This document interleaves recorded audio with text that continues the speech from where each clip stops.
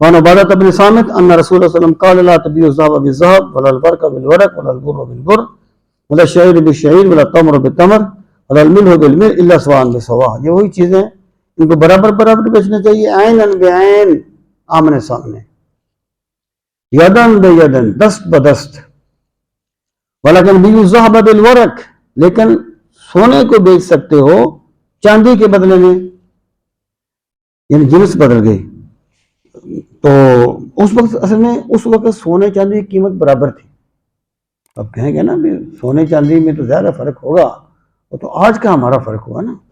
جب اسلام نے یہ کہا تھا کہ بھی اتنا یعنی سونا یا اتنی چاندی، اس وقت دونوں کی قیمت برابر تھی، اب فرق ہو گیا ہے. تو اس وقت کے حساب سے آپ فرماتے ہیں کہ اگر جنس بدل گئی ہے، سونا بدلے میں چاندی ہے، تو اس میں کمی بیشی ہو سکتی ہے. الورق بالذهب، اور چاندی کے بدلے میں سونا، والبر بالشعير، گندم کے بدلے میں جو، جو کے بدلے میں گندم، والتمر بالملح، کھجور کے بدلے میں نمک، والملح بالتمر، اور نمک کے بدلے میں کھجور. یدن بیدن کیف شئتم، یہ سودا نقدی ہونا چاہیے، لیکن جیسے بھی تم چاہو اس طریقے سے کر سکتے ہو. یہ نہیں ہے کہ چیز موجود نہ ہو تم یہ کہو جی میں تمہیں اتنی کھجوریں دیتا ہوں، کیا خبر وہ کھجوریں کیسی ہیں.